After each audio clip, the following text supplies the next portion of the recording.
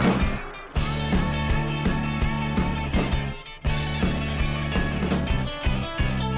hujung minggu saat kita bertemu, riang-riang rasanya oh bila kita bersama. Assalamualaikum, selamat berhujung minggu untuk anda semua. Terima kasih sekali lagi lah untuk anda yang bila Sabtu Ahad je dah tahu dah pukul 8 pagi kat mana? TV3 Borak Kopitiam dah set dekat dalam telefon, kalender dia keluarkan alam. Dah bagi tahu dah buka sekarang Borak Kopitiam. Yes, thank you so much yang tengok kita dekat Facebook Borak Kopitiam juga. Boleh komen-komen bagi tahu apa yang anda buat pagi ni. Apa azam tahun baru anda sebab sekarang tahun 2020 hampir menamatkan tirainya. Betul ya, dan kita bakal masuk 2021 walaupun 2020 ni ada ramai di antara kita yang kata azam kita ni tak dapat nak dicapai. Azam kita terpaksa diubah seketika oleh kerana dengan pandemik COVID-19 ni, tapi azam tu tak pernah padam lah. Akan ada azam-azam yang baru. Ada orang azam tahun 2015 pun tak settle lagi.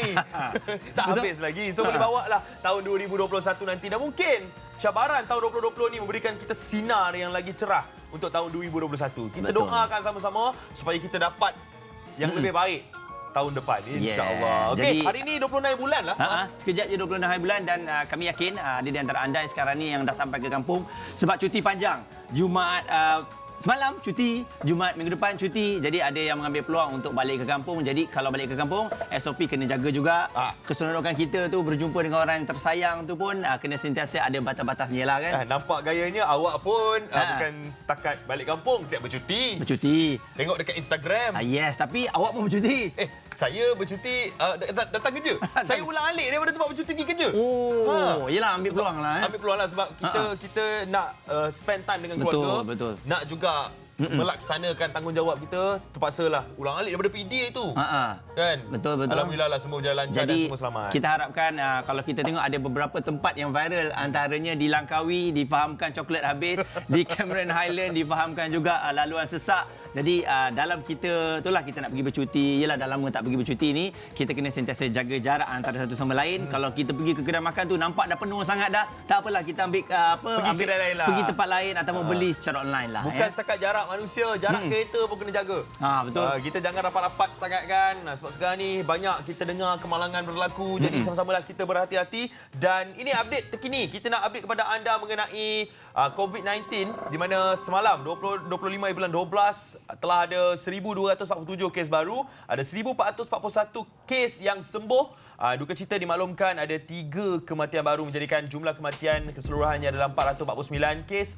Dan kalau kita tengok antara kes yang tertinggi adalah di Selangor Muaz. 10 hari turut mencatat kes yang tinggi dan kalau kita tengok kebanyakannya zon merah di situ, Ulu Langat, Gombak, Kelang, Kuala Langat, Petaling, Kuala Selangor semuanya mencatatkan kes melebihi 40. Dan ini memang satu yang perlu kita berjaga-jagalah. Ini kalau kita tengok kes mengikut negeri, juga kalau kita lihat Selangor mencatat 400 lebih kes kat situ.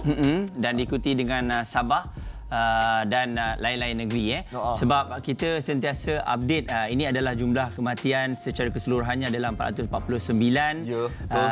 Kita kena sentiasa ambil tahu mengenai update terkini ini dan sesi dan media pun sentiasa dilakukan setiap hari. Dan selain daripada itu juga Aziz, kalau kita lihat dalam pandemik COVID-19 ini di peringkat global, yang paling kita risau adalah mutasi-mutasi baru dan dikongsikan oleh Tan Sri Dr. Hisham semalam. A701V, virus COVID-19 ini bermutasi yang dikesan dalam sampel kluster benteng LD di Sabah telah tersebar ke sebahagian besar kluster dalam gelombang ketiga di Semenanjung Malaysia dan Sabah. Dan selain daripada itu juga kalau kita lihat di United Kingdom juga difahamkan ada mutasi baru yang merisaukan ramai dan nama saintifiknya adalah 201212/01. Jadi kita harapkanlah untuk anda semua sentiasa ambil tahu mengenai apa yang berlaku ini walaupun dah ada vaksin yang telah pun diberikan terutamanya di United Kingdom antara negara yang terawal, akan tetapi mutasi mutasi ni cepat. Dia ada je benda-benda baru dan difahamkan mutasi yang baru ni lebih pantas untuk menyakiti antara satu sama lain. Ya, jadi itulah kita belum ada vaksin lagi, tapi vaksin yang paling sesuai sekarang ni adalah elakkan untuk berada di tempat sesak. Betul. Kan cuba untuk elakkan bersembang dengan jarak dekat at least 1 meter lah jarak anda bersama orang lain tu. Okey. Dan itulah dia update terkini mengenai COVID-19 yang kita boleh update kepada anda. Ada satu lagi benda yang viral dan merisaukan. Betul, sebab kalau kita lihat ini antara borak viral di Twitter dan juga seluruh Malaysia apabila kartel daging haram ini telah pun secara tiba-tiba menjadi perbualan hangat. Apabila dikatakan bahawa daging yang telah pun diimport masuk ke Malaysia ini tidak mengikut prosedur yang sebenar dan selain daripada itu juga yang amat merisaukan kita difahamkan juga menggunakan daging kuda dan juga daging kangaroo. Sindiket meat cartel ini dilaporkan sudah 40 tahun beroperasi. Jadi apabila kita mengetahui mengenai berita ini ramai yang terkejut dan apabila ada yang dah beli brand tu. Ada yang dah beli, ada yang memang ialah 40 tahun kita tak tahu mengenai daging tersebut dan difahamkan daging-daging ini diambil daripada negara yang tak diiktiraf oleh negara kita Malaysia. Dan apabila dimasukkan di Malaysia ni di packaging semula dengan diletakkan label halal, ini bermakna kita boleh mendapatkan daging tersebut dengan harga yang lebih murah. Dan secara tak langsung sekarang ini siasatan tengah dijalankan dan syarikat-syarikat kartel ini telah pun ditangkap, ada yang telah pun ditahan dan disiasat. Jadi kita harapkan, saya rasa rakyat Malaysia ni nak penjelasan. Betul, nak tahu. Kita macam nak tahu syarikat mana, company mana yang menyalurkan kepada kedai-kedai mana. Jadi kita harapkan ketulusan dalam penerangan kartel ini akan diberikan. Ya, okey, itu cerita panas. Kita sejukkan sikitlah cerita kita hari ini dengan cerita mengenai Amar Bahrain ni. Kalau kita baca dekat hotfm.com.my, ada buat satu artikel mengenai Amar Bahrain yang pernah ada post video yang Amar hafal 30 ayat dalam surah Al-Mulk. Alhamdulillah. Tapi ada satu video baru. Amar Bahrain ada post dia menghafaz ayat 1 hingga 10 surah Al-Kahfi. Boleh tak kita playkan sikit? Kita dengarkan kepada penonton Borak Kopitiam. Bismillahirrahmanirrahim. Alhamdulillahillazi anzala ala abdihil kitaba wa lam yaj'al lahu iwaja qayyiman liyunzira ba'san shadidan min ladunhu wa yubashshiral mu'minin ويبشر المؤمنين الذين يعملون الصالحات أن لهم أجرا حسنا ماكثين فيه أبدا. Ini adalah satu inisiatif yang baik, menunjukkan kepada followers, memberi tahu kepada followers supaya kita dapat menghafaz surah-surah dalam Al-Quran ni. Betul, sebab kalau kita lihat di belakang dia, kenapa orang cakap banyaknya baju, wardrobe dia nak pergi syuting, dan kita tahulah pelakon ni selalu dia menantikan masa untuk nak pergi syuting. Jadi ada macam-macam, ada yang suka makan, ada yang ber-TikTok, tapi Amar buat ni satu benda yang boleh dijadikan contoh kan. Kita jadikan contoh, insya-Allah sama-sama kita ikutlah benda yang baik. Alright, dan sekarang ini Haziq nak tanya Muaz lah. Okey. Muaz anak keberapa dalam keluarga? Saya anak pertama. Haziq? Sama. Anak pertama juga? Saya anak pertama. Okey. Maknanya orang panggil Muaz Pak Long. Yap. Haziq? Anak-anak saudara? Saya orang tak panggil Pak Long lah. Anak saudara saya panggil Daddy Jake. Wow. Kenapa Daddy Jake? Tak tahu. Tak tahu. Sebab anak-anak Haziq kan panggil Haziq Daddy. Diorang pun panggil Daddy. Okey. So kita panggil lah Daddy Jake. Daddy Jake. Daddy Jake. Tapi kalau bahasa Melayunya, kita panggil Pak Long lah. Okey, jadi karakter Pak Long ni kita sedia maklum bahawa Abang Long selalunya ataupun Kak Long dia menjadi antara ketua keluarga selepas ayah dan ibu lah. Tegas lah. Dia tegas. Tapi ikut juga ada Abang Long yang relax tapi apa-apa pun tanggungjawab tu dia dah tahu dah. Bila mak, ayah keluar, tanggungjawab tu ada jatuh pada dia. Jadi sedia ataupun tidak, dia kena steady lah. Dia kena steady satu. Dan Abang Long ni kan, Kak Long, Abang Long atau Pak Long ni adalah orang yang akan kena dulu. Dia akan kena dulu. Kalau ada adik-adik nangis, dia kena marah. Betul. Adik yang nangis. Adik yang pukul dia yang kena marah. Anak pertama itulah masalahnya, dia kena. Tapi dan adik-adik, contohlah beza umur antara Abang Long dengan adik-adik dia jauh. Adik-adik ni akan mengharapkan duit belanja daripada Abang Long ni. Betul. Pak Long ni. Jadi sebab tu saya rasa siapa yang berkahwin dengan Abang Long ataupun Kak Long kan, memang tak susah untuk manage diorang ni sebab Abang Long dengan Kak Long ni automatik selalunya dia dah tahu nak manage keluarga. Betul. Jadi sebab itulah kalau kita lihat Abang Long dan juga Kak Long ni dia ada history yang tersendiri kepada ibu bapa dia sebab anak pertama kan. Betul. Jadi anak kedua, ketiga, keempat jangan risau, anda pun ada kelebihan juga. Betul. Tapi tetap kita adalah Abang Long. Kita kesayangan. Alright, bila sebut mengenai Abang Long, Kak Long kan, ada orang kata sinonim juga lah. Abang Long, Kak Long ni selalunya ada yang suka bola.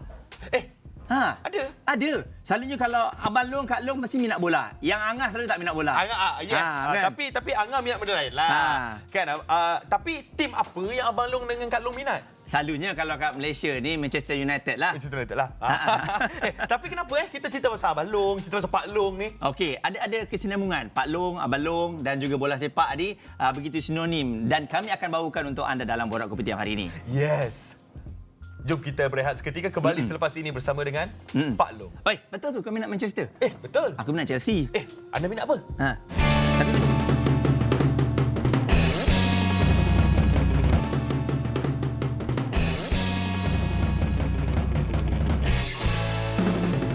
kita nak cerita pasal Pak Long ni kan. Sabar dulu.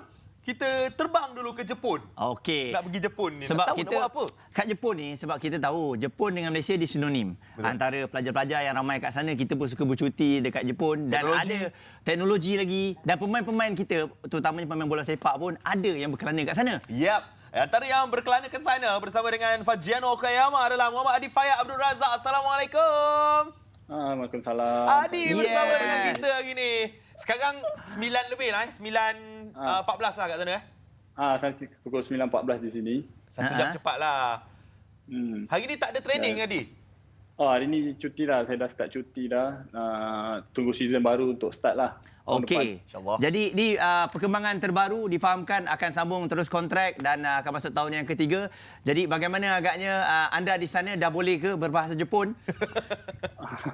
Alhamdulillah lah, saya dah nak masuk tahun ketiga saya di sini. Alhamdulillah saya dah boleh bercakap bahasa Jepun, dah boleh berkomunikasi dengan orang-orang Jepun di sini. Saya dah dapat adapt dengan budaya kat sini. Alhamdulillah lah, semuanya berjalan dengan lancar lah. Iya. Tapi apa yang membuatkan Hadi rasa Hadi nak menyambung kontrak bersama dengan Fagiano Okayama, bukan dengan tim lain? Pertama sekali lah sebab saya memang daripada kecil lagi saya dah pernah tanam dalam diri saya yang saya nak pergi ke Jepun, nak main di Jepun. Sebab before saya sign kontrak dengan Fagiano Okayama pun, masa saya umur 12, 13, 14, masa saya sekolah menengah dulu, memang saya dah banyak kali datang ke Jepun dan saya dah pernah tanam mimpi tu nak datang ke Jepun dan bermain di kelab Jepun. Okey. Jadi bagaimana dari segi penerimaan pasukan dan juga fan kat sana? Yalah, tahun ketiga maksudnya awak dah begitu sinonim dengan mereka yang berada di sana. Okey, alhamdulillah lah. Mereka menerima saya dengan sangat baik. Layan saya seperti keluarga mereka sendiri dan mereka juga tidak mahu saya membantu saya untuk menyesuaikan diri dengan cepatlah di sini. Especially teammate saya dengan the fans semua memang sangat mesra lah. Yap, alright Adi. Ada tak pasukan-pasukan ke Malaysia yang nak menawarkan untuk membawa Hadi pulang masuk ke pasukan Malaysia?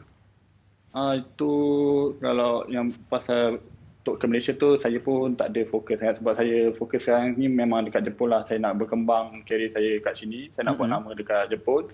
Jadi yang pasukan Malaysia memang saya tak ada apa-apa dapat info apa-apalah. Dan saya memang fokus kat Jepun lah. Okey, jadi bila dah tahun ketiga ni insya-Allah masuk tahun ketiga, apa agaknya perbezaan dari segi latihan yang dilakukan di Jepun dan juga di Malaysia? Latihan apa beza latihan di Jepun dan Malaysia dekat contohnya di sini memang sangat intens lah. Dia punya pace game tu memang sangat laju dan saya kena kalau di Malaysia saya kena boleh cakap bahasa Melayu. Kalau kat sini memang kena semua dalam Japanese lah. So itu agak satu cabaran dari saya lah dan semuanya memang banyak beza je lah daripada segi trading semua. Jadi alhamdulillah saya dah menyesuaikan diri lah kat sini. Kan di pass dalam bahasa Jepun apa? Di pass. Minta bola. Pas lah. Pas juga sama jugalah. Mungkin adik kita tahulah kan bila berada di negara orang ni bukannya satu perkara yang mudah untuk kita ada kan. Dia mungkin ada orang kata nak balik ke homesick lah, nak balik ke rumah, nak rasa makanan dekat negara kita sendiri. Adi pernah tak melalui momen tersebut? Momen yang merindui. Nak balik ke Malaysia. Rasa macam tak nak duduk Jepun dah. Alhamdulillah lah, selama 2 tahun ni memang ada rasa homesick lah. Cuma makanan tu ada rasa lah. Tapi Alhamdulillah lah boleh cari kat online. So ada orang-orang Malaysia yang duduk kat Jepun ni ada buat jual makanan Malaysia online. Ada. Jadi kalau saya teringin nak makan, tapi untuk homesick tu Alhamdulillah tak ada lah. Kerana saya pun kerap telefon mak bapak saya, family saya semua. Mereka sangat membantu saya lah ketika saya di sini. Oh, so kalau maknanya rasa hari-hari rindu makan tu sushi anytime kat boleh sana. call lah. Nampak tu training. Jadi kalau tengok yang terakhir sekali balik ke Malaysia bila? Yang terakhir sekali bulan 1, 9 hari bulan silap saya. Dah nak dekat setahun dah lah, umur setahun berada di dah sana. setahun dah. Jadi memang penguat semangat tu kena ada untuk bertahan di sana. Bagaimana dari segi rakan-rakan? Mungkin ada rakyat Malaysia juga yang dah ambil Hadi sebagai keluarga angkat mungkin. Sebab yelah kat sana kan berkelana seorang-seorang ni bukannya mudah kan?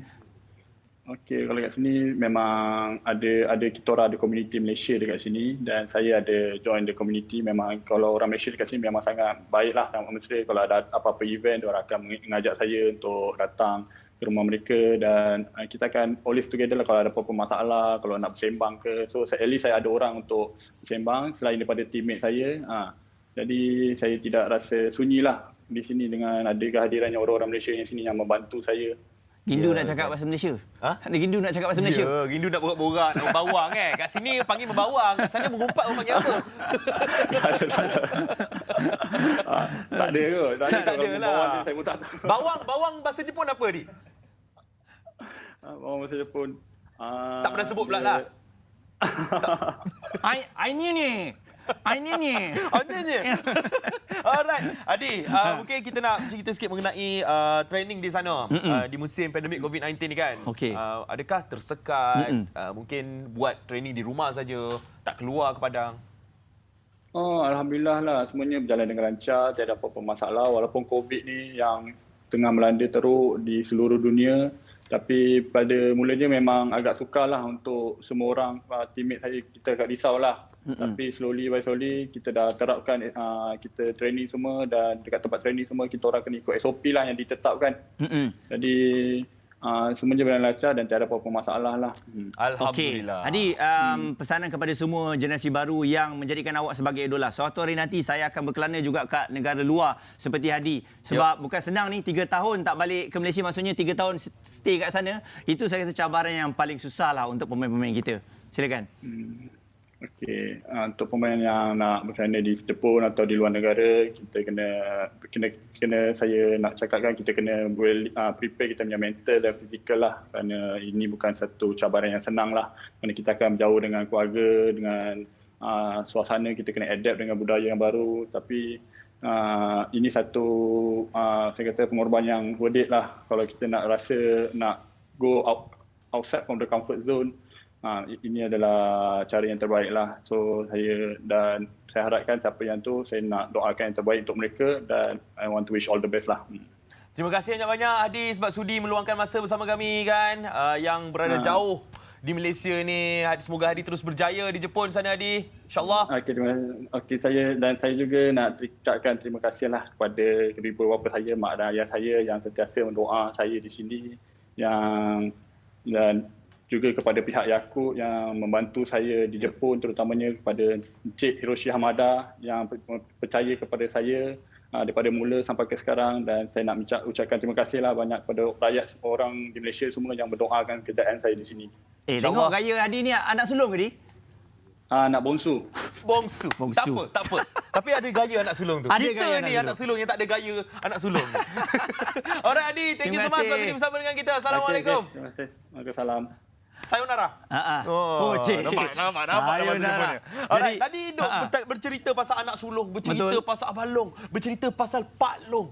Kita Pak Long. Betul? Tapi Malaysia ada Pak Long yang tersendiri. Betul. Pak Long ini juga menjadi tumpuan rakyat Malaysia setiap hari dan ada orang kata Pak Long ni memang macam tu. Nampak garang tapi hatinya baik. Hati baik kan. Setiap hari ada je berita-berita yang dilayan oleh Pak Long kita ni. Jadi nak tahu siapa Pak Long kita?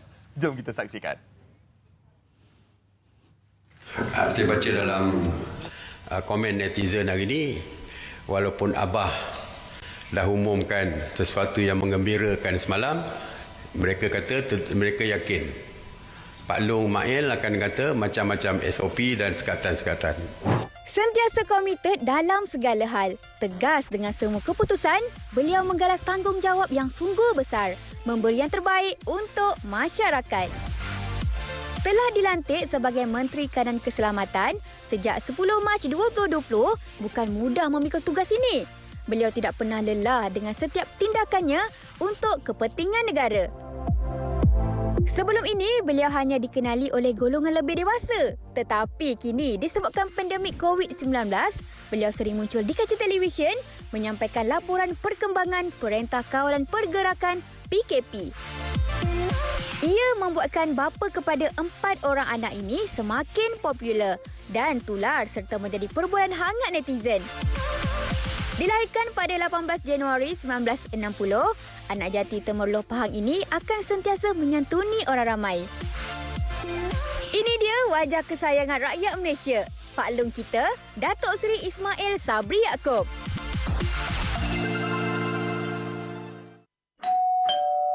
Maklumkan kepada anda. Akhirnya tiba di studio Borak Kopitiam. Assalamualaikum warahmatullahi wabarakatuh. Yang berhormat Datuk Seri Ismail bersama dengan kita, Pak Long. Alhamdulillah, apa khabar? Baik. Assalamualaikum Pak Long. Waalaikumsalam. Silakan duduk Pak Long. Silakan Datuk Seri. Datuk Seri. Hai. Alright. Jadi, kami nak ucapkan terima kasih Datuk Seri kerana sudi meluangkan waktu bersama dengan kita. Dalam kesibukan setiap hari nak update dan dalam kita tengok bukan saja di kaca TV tu waktu tu je Pak Long nak sibuk-sibuk, tapi sebenarnya sepanjang hari tu. Ya, daripada awal ada meeting, nak membawa kepada sidang media tersebut kan. Banyak decision yang perlu dibuat. Betul. Jadi, benda ni 180 darjah berbeza daripada apa tanggapan kita masa tahun 2019. Kita anggap 2020 ni akan menjadi tahun yang lebih ceria, lebih bahagia. Betul. Jadi mungkin Datuk Seri ingin ceritakan sikitlah sebenarnya apa makna tahun 2020 ni bagi Datuk Seri. Wah, sungguh mencabarlah bagi saya. Tahun yang memang tak dijangkakan. Sebelum tahun 2020 saya ketua pembangkang. Betul. Jadi fokus saya macam mana nak menjadi pembangkang yang boleh membawa suara rakyat, kompeten, orang boleh bergantung kepada kita. Tiba-tiba masuk dalam kerajaan.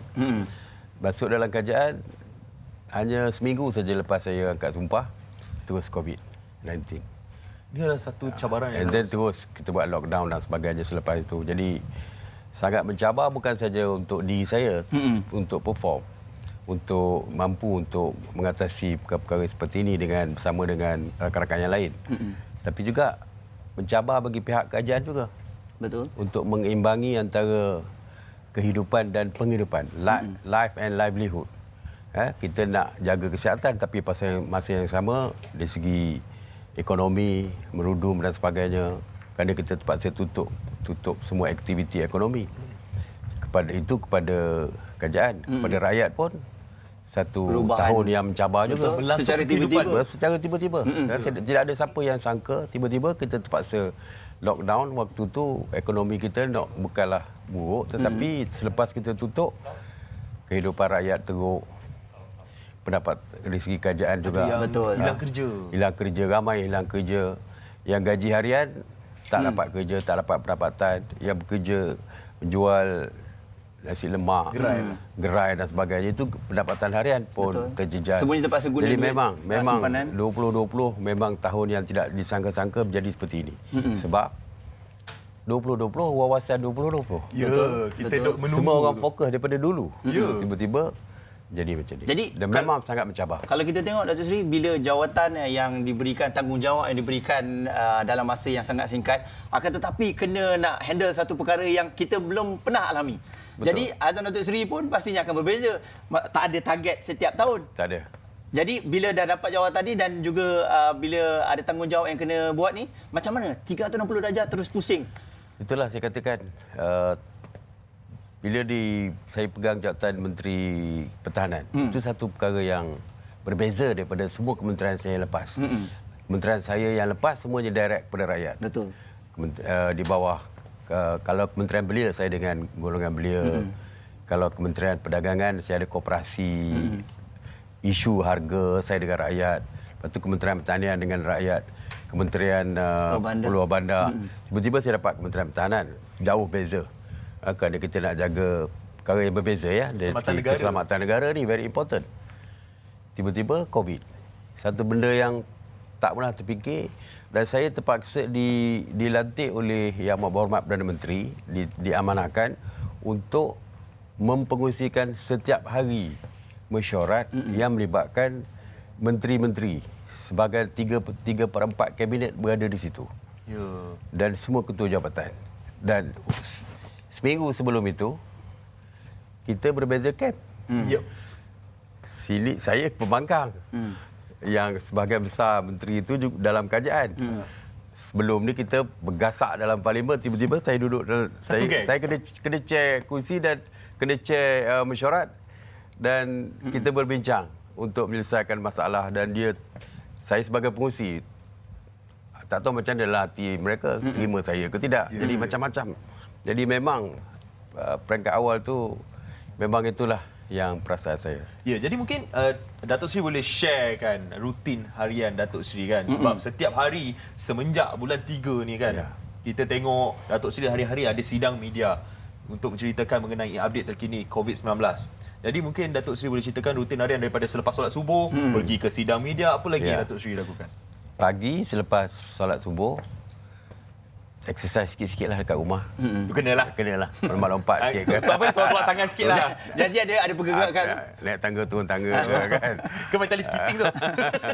And then baca apa yang nak dibentangkan dalam meeting, minit mesyuarat yang lepas. Because kita fokus kepada mesyuarat. Because banyak mesyuarat lepas tu, jadi check dulu apa benda yang patut kita bercakap dalam meeting. Apa benda, because sebelum tidur, saya akan baca WhatsApp daripada netizen. Jadi Datuk Seri baca? Sampai 1 pagi, 2 pagi saya baca. Sebab banyak yang dibangkitkan tu saya bawa dalam meeting. Jadi saya mentelaah juga apa yang dibangkitkan. Jadi kalau tak sempat malam, pagi lepas subuh tu kita akan check balik selain daripada meeting, minit dan sebagainya. Jadi check. Because banyak benda yang berguna. Yang membantu saya sebenarnya. Betul. Jadi saya akan check dulu. Sarapan, kemudian terus pergi meeting. Pagi meeting. Setiap pagi pukul 9.30, pukul 10 ada meeting. Yang saya check. Selepas itu ada meeting lagi, alternate day. Meeting yang dipengusikan oleh Yang Amat Berhormat Perdana Menteri. Saya kena bentangkan dalam meeting tu. Laporan meeting saya pagi. Lepas meeting, lebih kurang pukul 1, pukul 12, pukul 1, kena prepare untuk PC. Kena prepare dengan pegawai-pegawai saya. Ya, dan pegawai di PMO pun bantu, di Pejabat Perdana Menteri pun bantu dari segi apa yang nak disebut, nak dilaporkan secara harian. And then baru pergi PC. PC waktu tu pukul 2 tak silap saya. So pukul 2 biasanya 1 hour lah, campur semua sekali. Lepas tu baru saya balik office. Ada benda lain dekat Kementerian Pertahanan pula. Betul. Kadang-kadang Kementerian Pertahanan boleh sampai pukul 7-8 malam lah. That's rutin harian saya lah. Penuh ya Datuk. Setiap hari. Okey, jadi bila kita tengok dalam rutin harian yang penuh tu, kadang-kadang ada orang tak sempat nak pilih baju. Tapi Datuk Seri, kita tengok secara tiba-tiba dalam banyak-banyak ialah sebab rutin harian ni dibuat hari-hari. Jadi selain daripada numbers, kes-kes sebaru, orang nak tengok Datuk Seri apa lagi dia nak tengok. Dan tiba-tiba baju tukar-tukar tu. Baju tukar-tukar. Jadi ramai juga kita tanyalah dari sudut yang berbeza, dari segi baju, penampilan. Siapa yang menjaga ni Datuk Seri? Okey, sebenarnya dari segi saya mula-mula saya sendiri yang pilih baju lama. Kita lama tak pakai baju. So kita ada je baju-baju batik lengan pendek semua tu kan. Jadi saya fikir hari Sabtu biar santai sikit lah. Satu minggu biar santai sikit. Okey. Jadi saya pilih 1-2 baju yang dulu lama.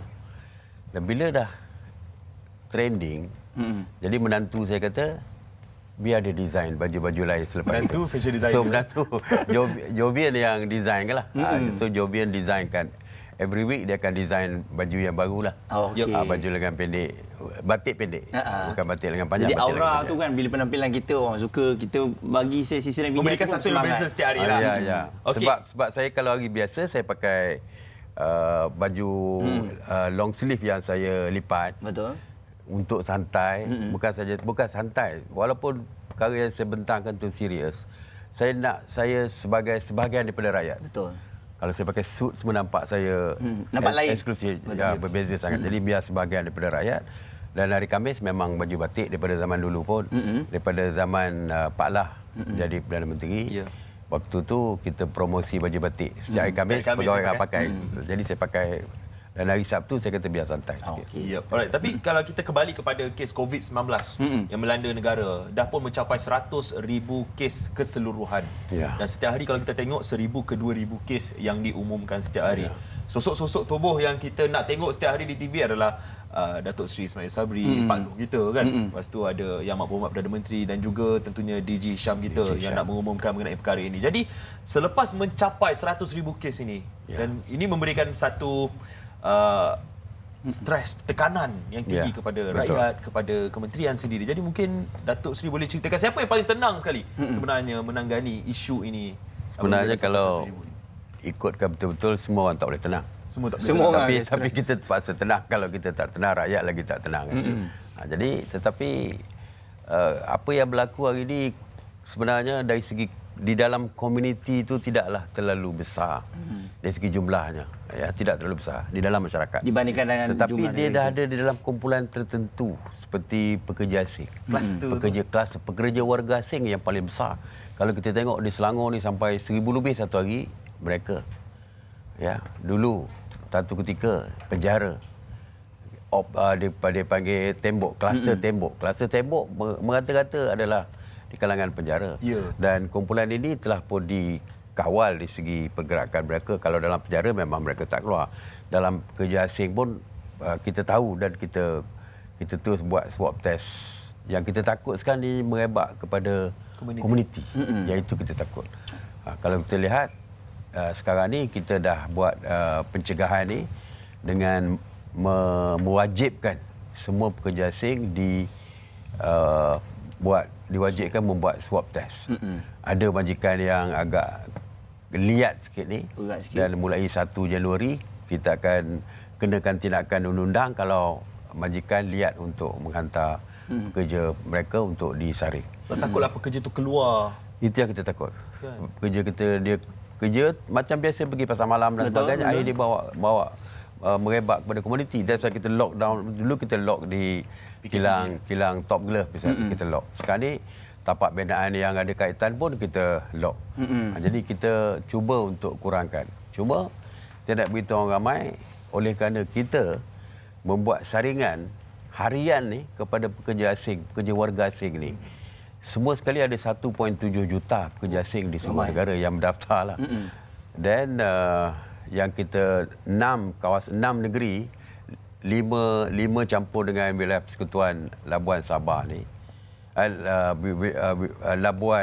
Wilayah Persekutuan Labuan ini ada 6 kawasan ni: Selangor, Kuala Lumpur, Labuan, Penang, Pulau Pinang, Negeri Sembilan dan Sabah. Ini ada 880,000 pekerja. Just imagine. Bila kita buat saringan mesti ada result. Mesti ada keputusan. Bayangkanlah kalau 5% pun keputusannya daripada 880,000. Sudah berapa ribu dah. Jadi kalau kita nak tengok jarak mereka ni pun tak boleh jaga sebab mereka bekerja dalam kuantiti yang ramai. Jadi kebanyakan kes sekarang ini adalah daripada situ. Daripada situ. Jadi sebab itu kalau tiba-tiba 2,000, 3,000, 1,000, 2,000, kalau kita tengok betul-betul, analisa betul-betul, kebanyakannya daripada pekerja asing ni. Dan kita masih menguji ni, setiap hari kita buat swab test. Lepas tu saya kata kalau kita boleh uji, sekarang ni kita dah uji dah 45,000. Kalau 10%, 4,000 lebih. Kalau 5%, 2,000 lebih. Jadi ini yang menyebabkan numbers tu, jumlah tu meningkat setiap hari sebab result dah keluar. Okey. Jadi Datuk Seri, kalau kita tengok mereka yang bertugas sebagai frontliner dan juga Datuk Seri sendiri, Tan Sri Nur Hisham dan juga Yang Amat Berhormat Perdana Menteri kita, tak terlepas mereka ni semua boleh juga dijangkiti dengan pandemik COVID-19 ini. Jadi kita pernah difahamkan menteri juga telah pun dikuarantin dan sebagainya. Jadi bagaimana ni bila orang yang paling penting ni terpaksa dikuarantinkan? Jadi itu saya rasa cabaran yang sangat berbeza tu. Betul. Memang. Tapi tidak ada siapa yang boleh dikecualikan. Ada satu daripada undang-undang, satu daripada peraturan yang kita perkenalkan. Apabila kita kata siapa yang bukan saja positif, yang ada kontak rapat dengan orang positif. Jadi semua kena kuarantin. Kalau orang lain kena kuarantin 14 hari, kita pun kena kuarantin 14 hari. Jadi ramai waktu itu, sebahagian besar saya rasa. Sebab kita ada mesyuarat khas MKN yang dipengungsikan oleh Yang Amat Berhormat Perdana Menteri, and then Menteri Agama hadir waktu itu. Dan dia ada kontak rapat dengan dan dia kena positif. So semua dalam meeting tu kena kuarantin. Jadi saya pun termasuk kena kuarantin. Saya lagi lama. Sebab yang pertama saya balik daripada Sabah. Bila balik daripada Sabah, waktu itu kita dinasihatkan kuarantin di rumah. Jadi saya dah kuarantin dah 7 hari. Lepas tu waktu itu dah lebih dah dekat 14 hari lah. Lepas balik daripada Sabah, lepas tu kena pula sambung lagi dengan, maknanya 2 kali saya kena kuarantin. Tapi walaupun 2 kali kena kuarantin, tidak ada pilihan. Betul. Kerana itu adalah peraturan yang dibuat oleh kita. Dan kita kuarantin bukan nak menyusahkan sesiapa, tapi untuk menjaga keselamatan. Betul. Tapi kalau kita tengok, kementerian juga tak lari daripada kecaman. Kan setiap hari ada je netizen, lagi-lagi bila berlaku ada kes positif daripada pihak kementerian sendiri kan. Jadi ada yang mendakwa, netizen juga yang mendakwa yang ada ketidakpatuhan SOP dalam kalangan menteri itu sendiri. Maksudnya kan. Tapi padahal kita tengok Yang Amat Berhormat Perdana Menteri Kanan Keselamatan kita sendiri semua mematuhi SOP. Jadi mungkin nak menjawab kritikan tersebut, nak menghadap dakwaan tersebut, mungkin dari segi kritikan dan juga kecaman daripada kenapa menteri boleh, kenapa kita tak boleh, kenapa menteri boleh keluar. Yalah, ada yang tak faham, ada yang tak faham. Mungkin boleh penerangkan. Ya, dari segi kritikan tu saya rasa kita tak boleh elakkan. Kita tak boleh elakkan. Saya pun cuba buat yang terbaik pun bukan semua orang suka. Betul. Ada yang orang suka, ada orang tak suka. Jadi kritikan tu biasa. Tetapi apa yang berlaku misalnya baru ni, menteri itu rakan dalam kabinet saya pergi ke satu tempat di luar dan dia kedai makan, orang ambil gambar dia waktu dia makan. Tak pakai mask. Memang waktu makan tak pakai mask. Macam dia nak makan pakai mask. And then dia masuk dalam satu tempat di depan rumah dia ada beberapa orang bersama dia. Di luar dia outdoor, tetapi bukan kawasan yang bersesak. Jadi dia tak pakai mask. Jadi sebab itu ramai yang juga keliru bila tentang pemakaian pelitup muka ni. Saya kata pelitup muka wajib dipakai di kawasan bersesak. Di kawasan tidak bersesak, of course kita galakkan, kita ni hari-hari kena pakai mask lah, kita galakkan. Tapi di kawasan yang tak bersesak adalah sedikit kelonggaran. Waktu kalau tak pakai tidak dikenakan tindakan saman. Jadi menteri itu waktu itu dia tak pakai, tapi dia tidak dalam kawasan bersesak. Jadi tapi netizen ada yang attack dia, ada yang sokong dia lah. Berdasarkan gambar saja. Bukan dalam situasi tersebut. Memang terus first impression orang kata. First impression. Terus dia kecam. Okey, tapi tak apa, kita sejukkan sikit lah. Datuk Seri. Hari ni kan, tadi kita dah cerita pasal benda panas ni kan. Kita nak sejukkan sikit, kita nak main trivia sikit. Datuk Seri. Kita tanya soalan dengan pantas Datuk Seri kena jawab. Okey. Ready? Jadi anggaplah kami ni cucu Datuk Seri. Okey. Okey. Tolong. Okey. Tok, ready? Ready? Kalau durian, Datuk lagi suka musangking atau udang merah? Musangking. Alright, batik ataupun suit? Batik. Waktu paling produktif untuk Datuk Seri? Panjang masa kecuali tidur je lah. Okey, serangga paling ditakuti? Ulat. Ulat apa spesifik tu? Ulat pun saya. Ulat? Tak pergi mancing ni tu? Saya geli. Ingat Menteri Pertahanan tak takut apa-apa tu? Nasi lemak atau roti canai? Nasi lemak. Okey. Helikopter ataupun kereta kebal? Helikopter. Daripada atas boleh tengok semua. Okeylah. Kita tahu Datuk Seri minat Chelsea. Ya. Jokong Chelsea. Jokong Chelsea. Best striker Chelsea antara Costa, Torres ataupun Drogba ataupun sekarang lah Giroud lah. Okey, tiga-tiga tu semua yang terbaik bagi saya, tapi saya lebih prefer Drogba. Drogba. Dia Masa the zaman best Drogba tu. Kan? Tapi itulah sebenarnya dia ada rasa macam panas sikit sebab sekarang sana Chelsea, sini Manchester United. Saya tak sebab saya tengah-tengah saya Bukan Juventus. Liverpool lah. Saya Ingat Liverpool. Liverpool tu saya macam saya saja support je lah. Okey, Datuk Seri. Kita banyak benda nak tanya dengan Datuk Seri ni. Betul. Antaranya adalah rutin penjagaan kesihatan juga kan. Sebab kita tahu untuk bekerja daripada pagi sampai malam adalah satu perkara yang sangat hektik, sangat penat. Jadi mungkin Datuk Seri boleh ceritakan juga antara penjagaan kesihatan. Saya just ambil suplemen je lah. Suplemen tu penting. Suplemen. Ya, sebab Ulam ada ulam. ya, ulam kadang-kadang kita makan. Sayur. Tapi sebab itu ambil suplemen. Sebab walaupun kita mesti makan sayur ke green yang sehari, kadang-kadang ada kita tak makan green. Jadi suplemen itulah yang membantu kita. Because suplemen tu cukup dengan dia punya apa nama? Vitamin tu dah secara basic je dah ada. Dah ada. Kalau multivitamin tu semua ada. Semua ada. Dan saya tambah sikit dengan C. C 1000 mg satu hari. Because tak tidur kurang, tak cukup tidur dan sebagainya, kita kena ada C lebih. Jadi kalau kita tengok perasaan takut ni Datuk Seri. Semua orang, yalah Datuk Seri takut pada saya, tapi ini kita tengok mendepani pandemik COVID-19 ni. Kita nak berjumpa dengan hampir semua orang. Kalau orang tu sakit pun kita kena datang jumpa dia. Betul. Jadi bagaimana nak menghilangkan rasa takut? Maksudnya apa-apa semua mesti menteri kena pergi dulu supaya meyakinkan rakyat. Kan? Kita kena fikir yang kita kena tanam ke dalam fikiran kita apa yang kita buat ni untuk rakyat, untuk orang ramai. Dan masa yang sama kita serah kepada Allah lah untuk menentukan, menjaga kita. Because kita sentiasa percaya kalau kita jaga orang, Allah akan jaga kita. InsyaAllah. Ya, betul. Jadi kalau kita lihat daripada setiap hari kan sidang media Datuk Seri, ada ramai yang memanggil Datuk Seri Ismail Sabri adalah Pak Long Mail. Kan? Masa mula-mula dan Datuk Seri melayan benda tu. Ya. Dan menerima kan bila orang panggil Pak Long Mail. Ada tak kalau kat luar Datuk Seri orang dah tak panggil Datuk Seri? Pak Pak Long. Long. Ada. Memang sentiasa. Memang sentiasa. Memang sentiasa. Kalau jumpa pun nak ambil gambar ke, Pak Long lah. Ni generasi baru Walaupun ni. kecil, walaupun budak kecil. Anak-anak budak kecil. Saya terima dengan baik because saya anggap saya sebahagian daripada mereka. Mungkin mereka menganggap sebahagian daripada keluarga lah. Sebab itu panggil Pak Long dan sebagainya. Saya anggap itu satu kemesraan yang sukar dicari. Kalau panggil Datuk dan sebagainya nampak ada border rasmi sikit. Rasmi sikit dan ada border. Kalau tidak, kalau panggil Pak Long ni budak-budak kecil pun datang.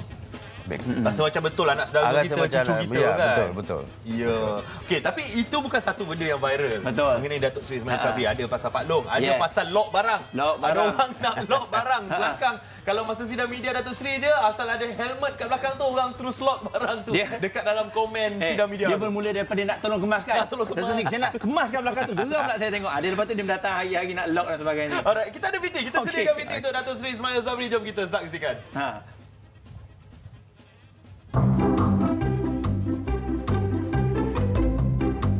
Tentang baju saya tu pun saya pun seronok sebab dah disamakan dengan kuih. Bulan puasa dia saya faham semua orang fikir pasal kuih. Tu dia antara Kek lapis dan juga baju. Kek lapis pun ada. Tengok dia. Macam-macam kek lapis yang keluar. Itu kek pun ada tu. Netizen Itu kita apa kreatif. tu? Kreatif ya, kreatif dia orang. Kreatif dia boleh sama. Very kreatif.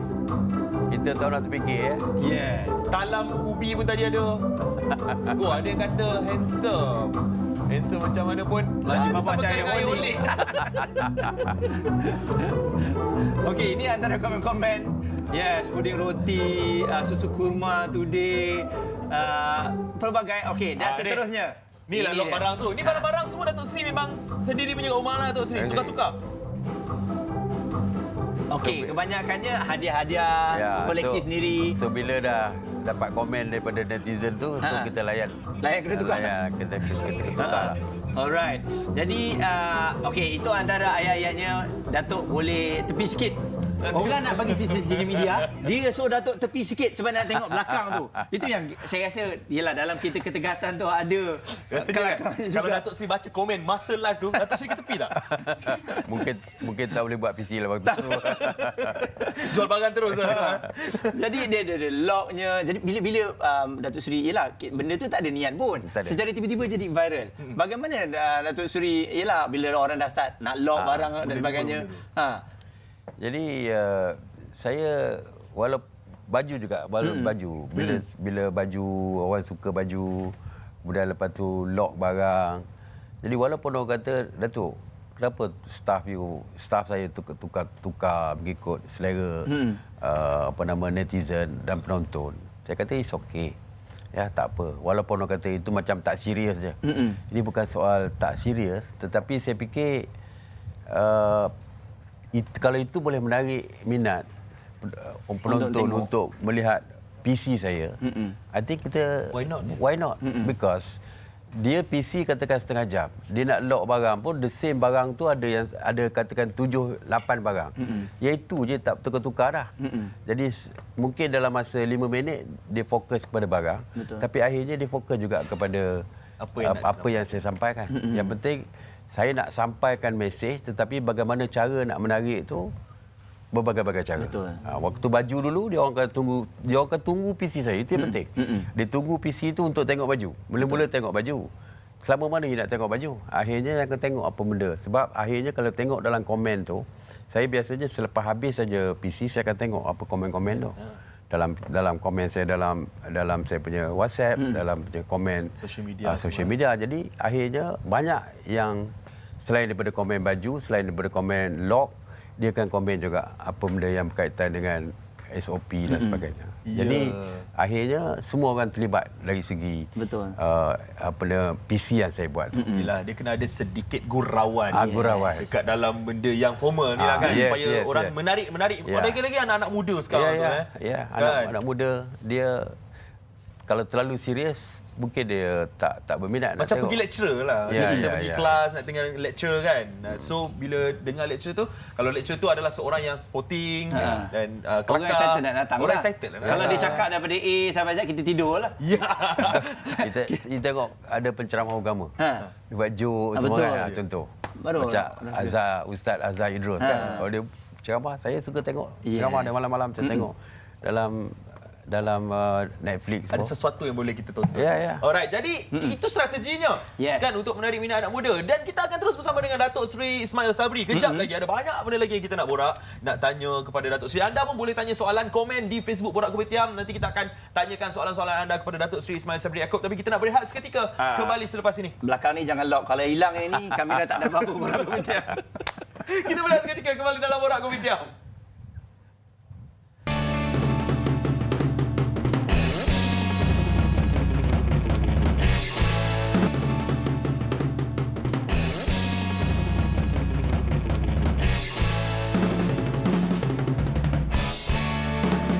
Sangat. Saya rasa ialah dalam pandemik yang berlaku ini ada pelbagai perkara yang telah pun kita alami. Contohnya Datuk Seri, kalau dulu kita dengan menteri, kita dengan pihak kerajaan, kita rasa ada border, kita rasa takut. Tapi sekarang bila kita borak dengan Datuk Seri sendiri, kita panggil Pak Long, kita borak macam-macam perkara, kita rasa senang. Macam keluarga lah. Kalau kita ada masalah, kita nak cerita pun lebih senang. Boleh. Kan? Dan ada orang yang komen dekat Facebook Borak Kopitiam.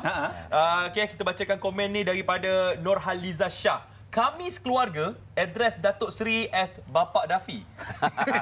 Baiknya. Betul lah. Memang betul lah Bapak Dafi. Betul lah. Kan? Selain daripada itu juga ada yang nak lock meja. Tolong meja ni hanya yang ni je ada. Kalau tak ada meja macam mana dengan besok nak bersiaran? Okey, tapi Datuk Seri, mungkin ni soalan mengenai COVID lah. Listin kata, Assalamualaikum Datuk Seri, saya nak tanya, raya tak lama lagi. Nak balik Sabah ni, rindu nak balik katanya. Nak tanya, wajib ke buat swab test sebelum balik? Sedikit pencerahan. Setakat hari ini masih. Itu peraturan Sabah. Peraturan daripada Sabah. Dia berbeza ni. Sarawak berbeza, Sabah berbeza. Sabah ni sebelum balik buat swab test 3 hari sebelum. Lepas tu balik dan boleh, kalau negatif boleh balik lah. Boleh balik. Tidak ada kena kuarantin. Kalau Sarawak sekarang kena kuarantin. Jadi berbeza-beza dari segi negeri. Antara Sabah, Sarawak. Tapi Semenanjung berbeza. Semenanjung berbeza. Okey.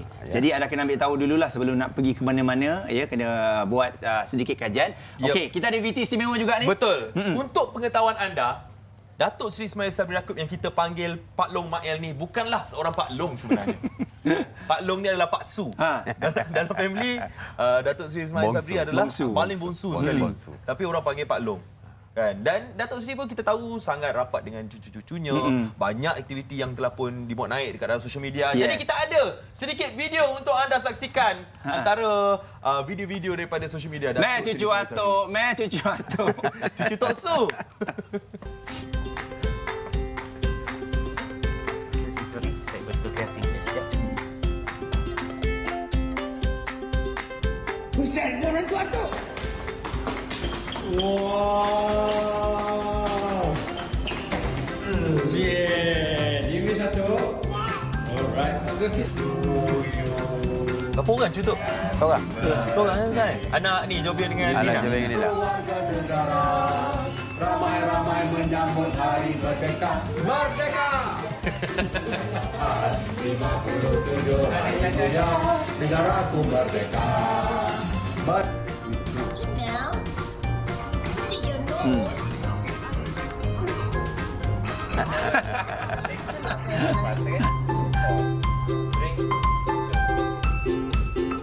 Aduh, tu cakap memang cucu atuk.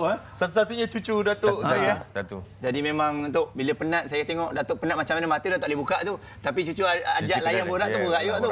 Kan? Kalau dia orang tanya, kalau waktu terluang apa yang saya buat, jumpa cucu. Betul. Dia terus hilang segala penat dan juga stres tu. Kan? Betul. Jadi Datuk memang spend time dengan cucu hari-hari ke macam mana? Tak, dia tinggal di rumah sendiri. Ada je kelapangan, saya akan pergi. Oh, okey. Kan. Itu. Jadi, okey, kalau kita lihat sendiri, Datuk Seri mungkin dalam kita dah berada di penghujung 2020 ini, saya rasa kita ada pelbagai harapan-harapan yang kita mahukan, Datuk Seri. Untuk 2021, positifnya kita dah tahu vaksin akan sampai ke Malaysia, akan datang ke Malaysia. InsyaAllah. Mungkin ada sesuatu yang Datuk Seri nak kongsikan? Ya, seperti kita tahu yang COVID ni akan sentiasa berada di sekitar kita. Ya. Kita tak ada pilihan untuk hidup bersama COVID, bersama virus COVID-19 ni. Dan untuk menjadikan kosong sepanjang masa adalah agak sukar. Ya, jadi yang pentingnya bagaimana kita nak melindungi diri kita, keluarga dan keluarga kita serta masyarakat sekeliling kita. Jadi vaksin yang terpenting, walaupun vaksin yang sebenar akan sampai dalam bulan Februari atau Mac. Tetapi vaksin yang terpenting adalah penjagaan diri kita sendiri. Betul. Kalau kita patuh pada SOP, itulah yang menjadi vaksin utamanya. Iaitu kita boleh mengawal penyakit itu daripada menjangkiti kita dan juga menjangkiti orang lain. Sebab itu kita kena sentiasa patuh dengan memakai SOP. Jadi untuk 2021, PM akan umumkan sesuatu mengenai hala 7 PKP kita ni.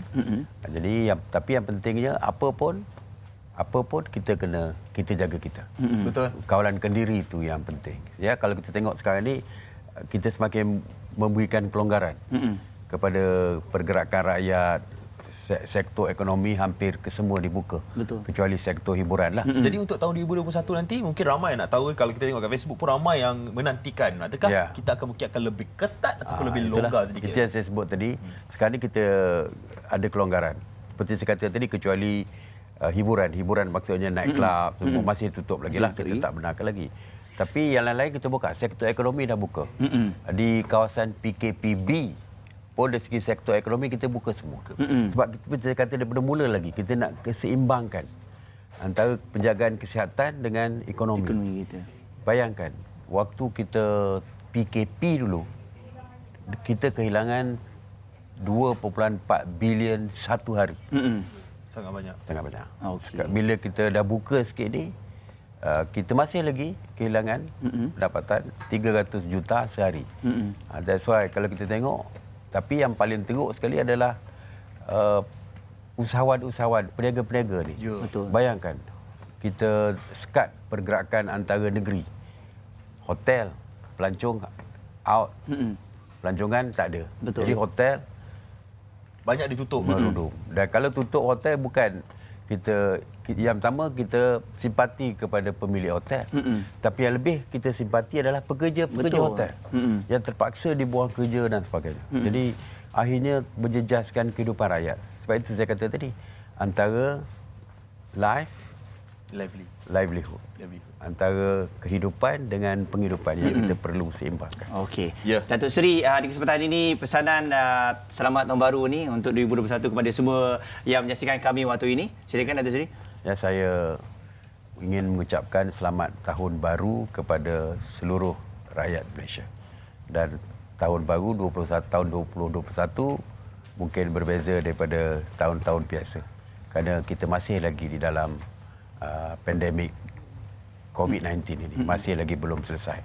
Jadi kita jaga kita itulah prinsip yang paling penting untuk menjaga keselamatan keluarga, diri sendiri, keluarga dan juga masyarakat. InsyaAllah Datuk, sama-sama kita doakan agar tahun 2021 nanti akan lebih indah daripada tahun 2020 ni. Jadi Tok, terima kasih banyak-banyak kerana sudi bersama dengan kita Datuk Seri Ismail Sabri Yaakob, iaitu Menteri Kanan Kluster Keselamatan kita yang sudi bersama dengan kita hari ini di Borak Keputihan. Kami sangat-sangat hargai masa Datuk. Terima kasih, Datuk. Tadi ada orang nak lock Terima face kasih mask Datuk. jemput saya. Ada orang nak lock face mask Datuk tadi. Face mask ni. Yang tu nanti DM tepi lah. Dan apa-apa pun hari ini perubahan dalam rutin Datuk Seri kita berubah sikit lah. Maksudnya pagi ni kita pergi Borak Kopitiam. Jadi all the best Datuk. Sepanjang hari ini ada pelbagai lagi perancangan. Dan untuk anda semua, kita nak kongsikan sesuatu mengenai drama bersiri pertama yang berkisahkan tentang wabak COVID-19 di Malaysia ini. Okey. Ia mengisahkan tentang kehidupan pelbagai golongan masyarakat dalam menghadapi cabaran sebagai frontliner serta cabaran dalam menghadapi tanggapan serong masyarakat apabila ahli keluarga didapati positif COVID-19. Wah, ini sesuatu yang menarik. Jadi ikuti kisah menarik yang penuh pengajaran di slot terbaru Lestari Hadiah dari Tuhan. Ya, gandingan hebat Syafiti, Rina Diana dan ramai lagi setiap Rabu hingga Sabtu 9 malam hanya di TV3. Ya, jadi itu dia. Drama terbaru di TV3. Jangan lupa juga follow Instagram Datuk Seri. Ya. Ismail Sabri 60. Ismail Sabri 60 Kita boleh dapatkan update-update mengenai kehidupan Datuk Seri sekali dekat Instagram tu. Dan sekarang ni Datuk Seri, kita nak bersama dengan Jom Masuk TV. Yes. Dengan cerita hari ni kita bersama dengan Upsell Beauty and Health Sedia Berhad. Jom kita bersama dengan Puan Suhaida Saad. Terima kasih. Hai, Assalamualaikum. Anda bersama saya Sis Aida, founder Upsell. Kopi yang dah 5 tahun berada di pasaran. Sebelumnya Upsell Cafe berada di farmasi-farmasi terpilih di seluruh Malaysia, khasnya di kawasan utara sana. Sekarang baru hampir 1 tahun Upsell membuka peluang untuk ejen. Kami sudah mempunyai lebih 15,000 orang ejen di seluruh Malaysia kerana Upsell Cafe dirumus khas oleh Sis Aida sendiri, pakar herba lulusan UPM. Upsell Cafe bukan kopi percampuran biasa. Upsell Cafe adalah mempunyai gabungan 4 herba yang sangat-sangat baik untuk kesihatan. Gabungan herba yang sangat-sangat sempurna. Upsell Cafe dapat memberi anda tenaga, menghilangkan lesu-lesu badan, tahan lapar dan tahan mengantuk. Hari ini Sis nak ajak semua penonton-penonton kat luar sana, jom join Teen Agent bersama kami. Kerana hanya suri rumah sahaja dapat buat duit tepi berkepuk-kepuk. Belasan ribu, puluhan ribu pun ada setiap bulan. Kerana Upsell Cafe bukan hanya memberi anda untuk runcit, tapi Upsell Cafe dapat memberi anda gaji bulanan setiap bulan bersama slip gaji yang diterima pakai oleh bank. Okey, yang diterima pakai oleh bank. Dan bukan itu saja, anda juga akan dapat reward tahunan.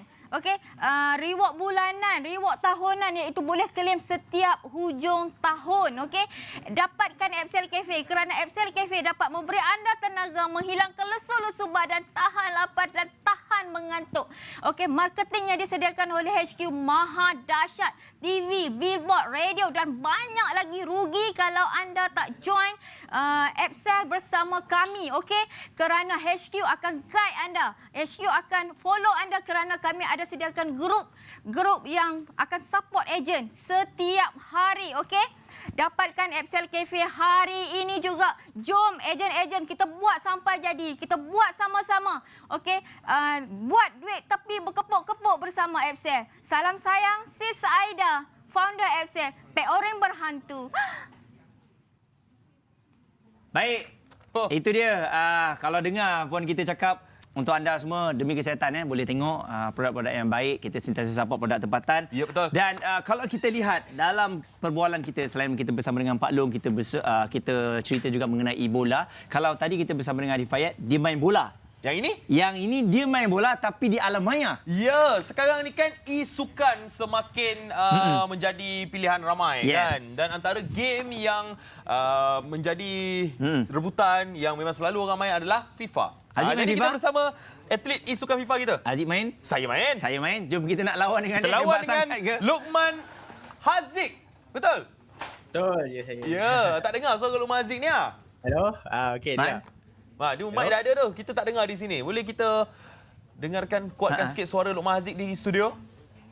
Luqman Haziq, Assalamualaikum. Hello. Hello. Terus kuat. Okey, Luqman Haziq. Kita tahu Luqman Haziq adalah atlet e-sukan FIFA.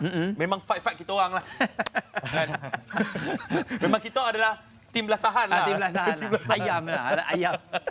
Jadi mungkin kita nak tanya, mungkin pencapaian terkini apa antara pencapaian yang membanggakan Luqman Haziq dalam e-sukan FIFA ni? Saya antara pencapaian sebab saya baru 3 tahun dalam industri e-sukan atau industri FIFA e-sport ni. So macam orang kata 3 tahun macam dah lama tu, sebenarnya dia baru lagi. Saya antara pencapaian manis lah yang memang saya bangga. Macam saya atlet pertama daripada Malaysia dan juga dari Asia Tenggara yang qualify ke tournament official daripada EA Sports yang orang yang buat company yang buat game ni. So saya pernah pergi ke Barcelona tu 3 tahun lepas, dan tahun lepas saya pernah pergi ke Manchester dan juga Singapore, sekali lagi mewakili Malaysia dan juga Asia Tenggara.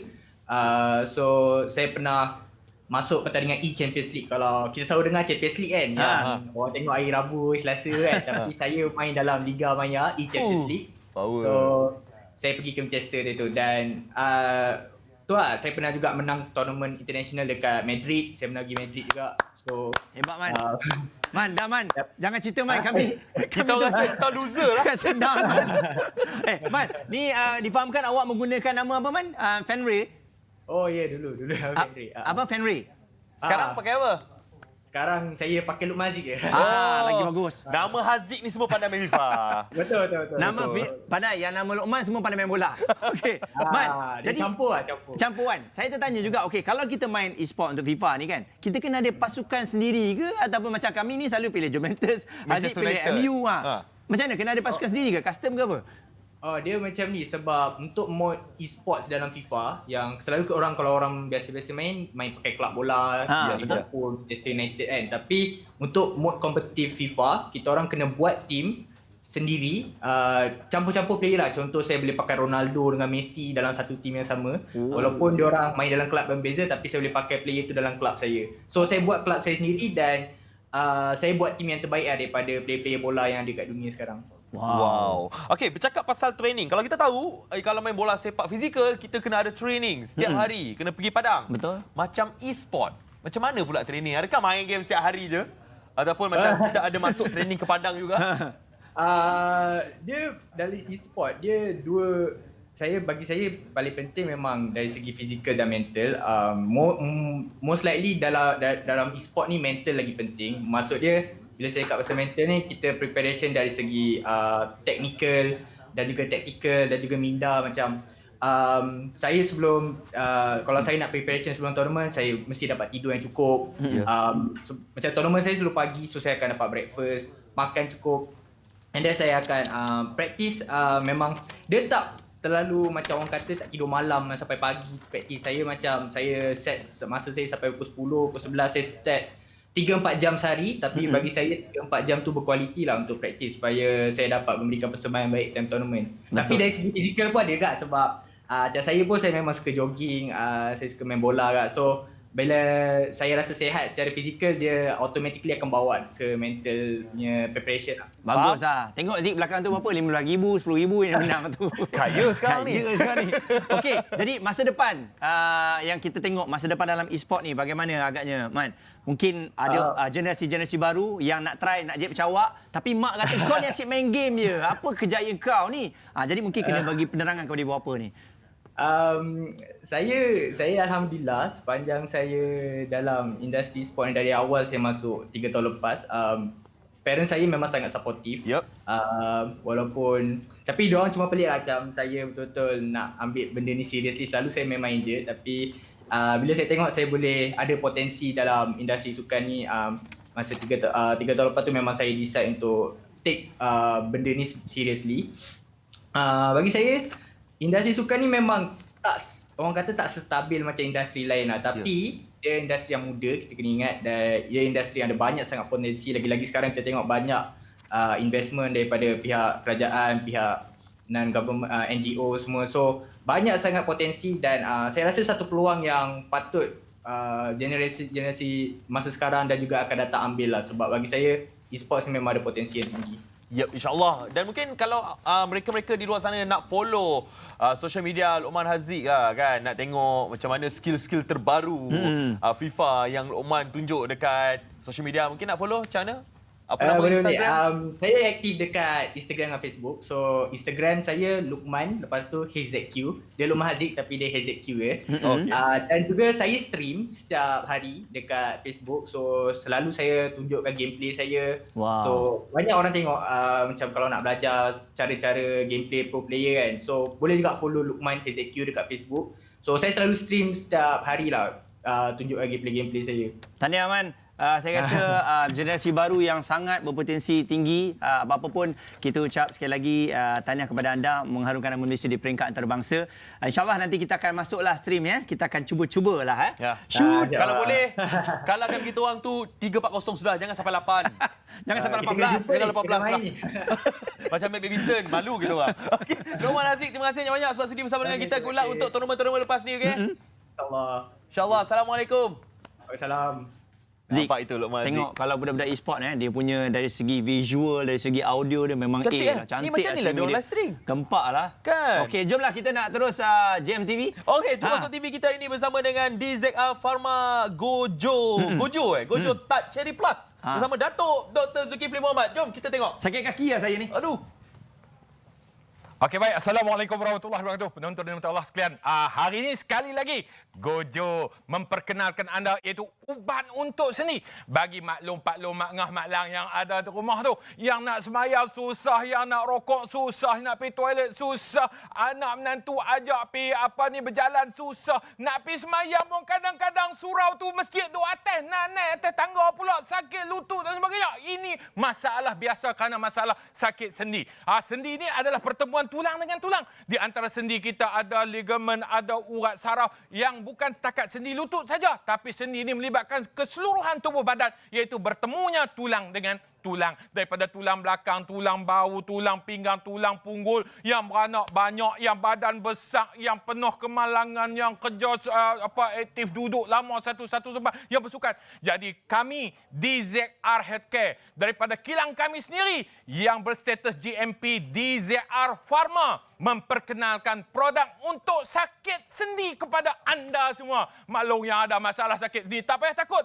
Makan produk yang berdaftar, yang ada MAL daripada Biro Farmasi, yang tak payah takut-takut kerana produk ini dari segi bahannya menggunakan iaitu ekstrak cherry tart dan juga ekstrak grape seed terbaik dalam farmakopi perubatan untuk sendi lutut anda. Cara makan 1 hari 1 biji 30 hari. Tapi kena ingat bila ubat ni ubat tradisional 1 hari 1 kali, kena makan iaitu terbaik 3 bulan. Jangan 1 botol saja. Kena 2 botol paling kurang ataupun terbaik 3 botol. Kerana ubat sendi adalah ubat tradisional, adalah ubat untuk anda. Jadi cepat-cepat WhatsApp tim kami di nombor yang tertera. WhatsApp segala maklum. Jangan tunggu. WhatsApp terus. Iaitu staf saya yang 40 orang. Walaupun hari ini cuti, kami tunggu untuk melayan anda dengan penuh tersenyum. Gojo, ubat untuk sendi daripada kilang GMP DZR Pharma. Terima kasih banyak-banyak. InsyaAllah. Nampak. Sama tak? Alright, kali ini Haziq bersama dengan Ketua Pegawai Eksekutif Blind Sport Studios iaitu Luqman Nur Hakim Osman, dan juga ini peminjam suara untuk Watak Sofia Nur Intan Syuhada Muhammad Mohsan. Assalamualaikum. Waalaikumsalam. Dengan cerita ini ada 2 produk Alif dan Sofia yang nak dipromosikan kepada penonton produk Kopitiam. Ya betul. Mungkin kita boleh cerita apa produk depan mata kita ni, Cik Loman? Okey, kita ada 2 produk yang kita keluarkan bulan Disember ni. First kali buku Jom Solat untuk kanak-kanak lelaki dan kanak-kanak perempuan. Dan kedua produk yang special kita adalah tudung sekolah awning scuba. Ni special produk. Boleh scuba? Awning dia pakai kain scuba. Oh, ingat boleh bawa pergi scuba pakai tudung sekolah. Awning dia boleh scuba. Kenapa memakai awning scuba tu? Dia terletak, dia cantik je. So dia tak perlu gosok. Adakah itu tudung yang dipakai oleh adik Intan kita sekarang? Ya, betul. Inilah tudungnya. Tahu tak? Adik Intan ni bawa watak Sofia daripada umur apa? 9. Umur 9 tahun. 9 tahun. Sekarang? Sekarang 15. 6 tahun bawa watak yang sama. Adakah suara berubah? Maksudnya dalam masa 6 tahun tu perubahan suara tak ada kan? Tak. Orang bagi tahu tak berubah langsung. Macam budak-budak masih darjah 6 macam tu. Wah, jadi mungkin apa perasaan Intan bila bawa watak Sofia masa umur 9 tahun dulu kan, mula-mula dapat bawa sampai sekarang 6 tahun pegang watak yang sama. Seronok lah, macam tak pernah lagi dapat watak kakak, selalu dapat watak adik kan. Lepas tu dapat pula adik yang macam nakal, lepas tu kakak dia seorang yang sabar. So macam rasa seronok gila bila dapat. Seronok lah, rasa macam keluarga sendirilah dekat dalam cerita tu. Okey, kembali kepada cerita kita pasal produk depan mata kita ni. Apa yang membuatkan Blind Spot Studios nak mengeluarkan produk tudung ini? Okey, tudung sekolah ni pertama sekali kami rasa tudung sekolah ni keperluan asas lah. Selagi ada sekolah kat Malaysia, selagi tu kita perlukan tudung sekolah. Yang kedua, kami bekerjasama dengan Tudung Si Comel untuk buat tudung sekolah ni untuk mendidik budak-budak daripada prasekolah untuk pakai tudung. Baik. Itulah yang tu 2 target. Start daripada kecil. Yes, betul. Kan, dah boleh pakai dah. Okey, tapi dan lagi satu buku Jom Solat ni. Buku ni. Kalau kita tahu buku ni sebelum ni dah ada di Indonesia. Tajuknya adalah buku Ayo Solat. Ayo Solat. Ayo Solat. Jadi mungkin apa yang menyebabkan Encik Lokman, Blind Spot Studio sendiri nak membawakan perkara buku ini masuk ke Malaysia, memasarkan di Malaysia pula? Okey, masa kami first buat buku Ayo Solat tu, dia mendapat sambutan yang hangat di Indonesia. Jualan dia sangat merangsangkan. Di sana kami keluarkan buku AR, di sini kami keluarkan buku biasa dulu. Untuk buku AR kami akan keluarkan siri Sayangi Rasul dalam masa terdekat ni, insya-Allah. Insya-Allah. Maknanya yang besar pun boleh tengoklah. Boleh. Kan, saya suka tengok benda-benda macam tu. Buku AR dia memang menarik. Kan? Macam adik Intan kita sendiri kan. Kalau kita tengok adik Intan memakai tudung sekolah daripada Alif dan Sofia ni. Awak sendiri adalah Sofia sebenarnya.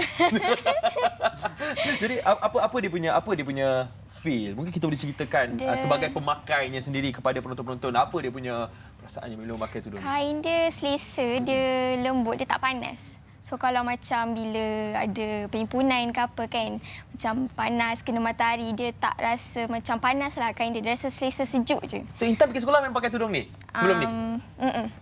Sebelum PKP lah. Kan? Kalau online pun pakai tudung ni juga kot? Tak, tutup kamera. Tutup kamera. Kalau jalan-jalan, boleh tak kita pakai tudung ni? Boleh, dia sangat selesa. Dia kain dia senang dijaga. Yep. Dia tak perlu gosok. Dan itulah dia tudung dia cantik je jatuh macam tu. Ya, dia terletak lah. Kalau dulu kita kena pakai awning kertas apa ni? Betul. Dulu kan ada yang letak plastik. Plastik. Ni tak ada. Ni tak payah dah lah. Tak perlu. Okey, so apa perbezaan tudung Alif dan Sofia ni dengan tudung lain lah? Selain daripada scuba awning dia tu. Okey, yang specialnya tudung ni kami yakin dengan kualiti dia. Kami provide warranty 180 hari. Pernah dengar tudung sekolah ada warranty? Tudung ada warranty? 180 hari boleh return. Boleh return tukar? Ya, boleh tukar. Ya. Apa yang membuatkan pihak Encik Lokman Blind Spot Studios yakin untuk memberikan warranty kepada tudung? Okey, pada kami dengan partner kami atau Tudung Si Comel, kami percaya tudung sekolah ni necessity kan. So kami percaya kualiti dia kena terbaik. Kita nak pakai daripada awal tahun, mungkin setengah tahun tukar. So kualiti daripada awal tu 30 hari pertama tu 180 hari pertama tu kena tip top. Yang tu kita buat warranty. Jadi itu memberikan satu garanti lah kepada penonton-penonton. Boleh betul. beli terus tudung ni untuk plan tahun depan punya sekolah kan. Okey, mungkin kita nak tanya adik Intan mengenai watak Sofia. Kan, kita tahu watak Sofia popular dan adik Intan ni first time saya tengok muka tukang pinjam suara watak Sofia ni. Kita nak dengar sikitlah dialog Sofia yang famous lah dekat dalam cerita Alif dan Sofia. Okey, boleh? Nak tutup mata. Ready? Ready. Awesome. Itu je. Saya tutup mata plan nak dengar 3 patah perkataan. 1 patah perkataan. Awesome. Dia memang kalau time last tu, macam sebelum kita end dia punya tu, dia ada tulis awesome lah. Dia akan itu bagi memang mini Sofia punya suara lah. Dia selalu guna ayat tu. Okey, nampak comel je. Sofia tak ada macam susah pun nak tukar suara Intan menjadi Sofia. Tak. Guna Guna suara sendiri asal je. Suara asal. Dia memang suara dia sesuai. Yeah. Jadi Encik Roman, mana kita nak dapatkan tudung dan mana kita nak dapatkan tudung jom solat pula, buku jom solat. Okey, buku ni dah ada di laman e-dagang, boleh cari. Harga dia RM5.90. Untuk tudung yang best ni, harga dia RM19.90 je. Dia available pada bulan Januari, insya-Allah. Sangat murah dengan kualiti macam ni. RM19.90. Ini memang warranty tu. Dengan warranty. 180 hari. 180 hari. Lama tau. 180 hari tu cuba bagi 6 bulan tau. Okey, jadi bolehlah anda dapatkan tudung Sofia sekarang dan sudah tentunya kita nak cakap terima kasih kepada adik Intan kita yang sudi bersama dengan kita hari ini. Awesome. Awesome. Dan juga kepada Encik Lomanul Hakim Osman, Ketua Pegawai Eksekutif Blanch Sports Studios. Terima kasih banyak-banyak sebab sudi bersama kita di Borak Kopitiam. Jadi kejap lagi kita akan bersama dengan penyanyi lagu Gerak Lu, Afiq Syazwan. Kita nak berehat seketika, kembali selepas ini dalam Borak Kopitiam. Awesome.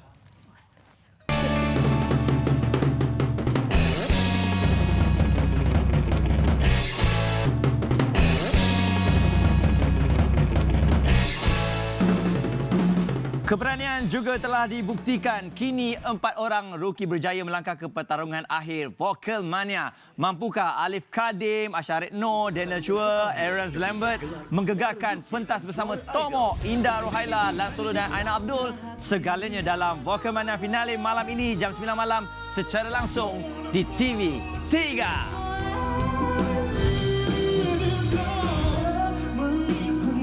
Siapakah yang bakal menggegarkan pentas Vocal Mania? Nantikan Vocal Mania Finale, Sabtu 26 Disember 9 malam, eksklusif di TV3. Kini tiba untuk pertandingan terakhir demi bergelar juara rookie dan juara idol.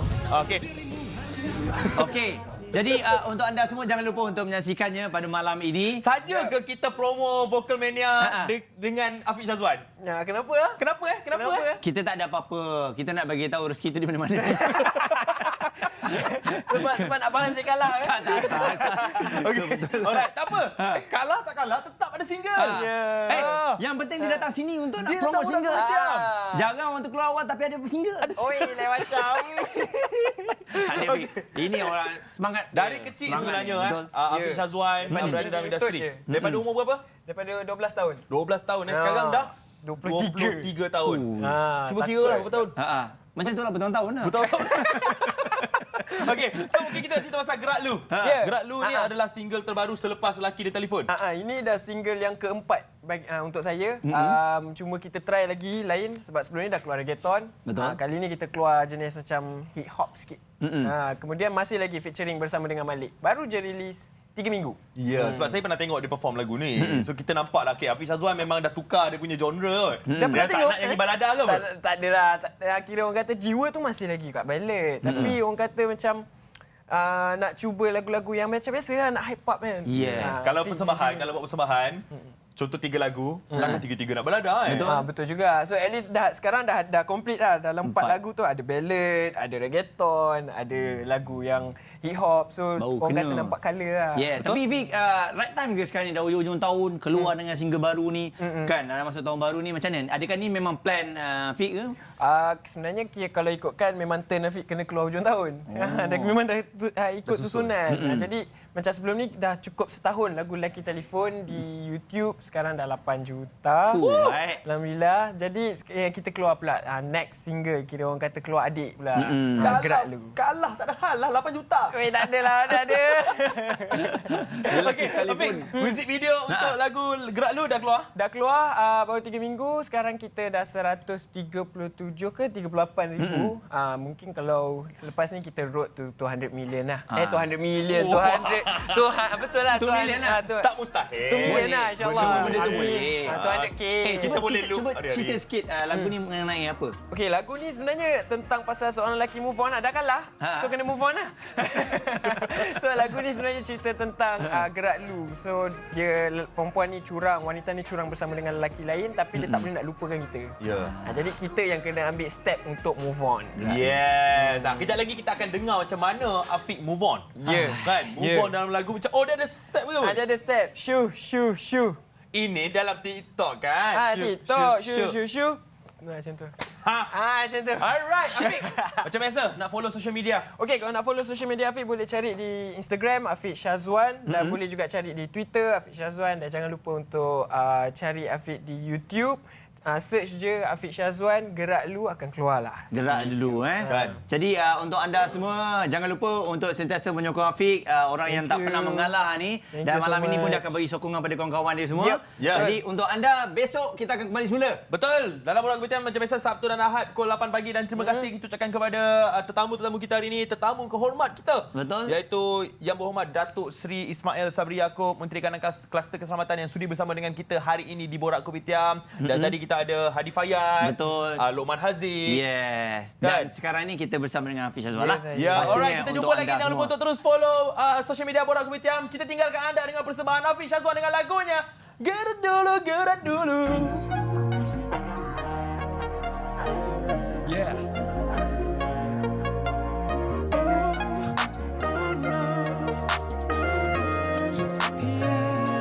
Kata-katamu, janji manismu, gerak-gerikmu, aku sudah tahu. Tak perlu merayu, tak perlu tunggu. Cinta sudah tiada, bukan lagi macam dulu. Jadi aku gerak dulu. Aku gerak dulu. Jadi aku gerak dulu. Aku gerak dulu. Tak pernah ku menduakanmu, tak berlaku, kau boleh belah syushu. Aku tak mengapa, tak pening kepala. Kau begitu, sumpah aku memang takkan setuju. Kau memilih dia, tapi masih tak pernah lupakanku. Bukan aku tak peduli, bukan aku tak mengerti. Tak berlaku, jalan dulu, sama tinggal baik. Kata-katamu, janji manismu, gerak-gerikmu, aku sudah tahu. Tak perlu merayu, tak perlu tunggu. Cinta sudah tiada, bukan lagi macam dulu. Jadi aku gerak dulu.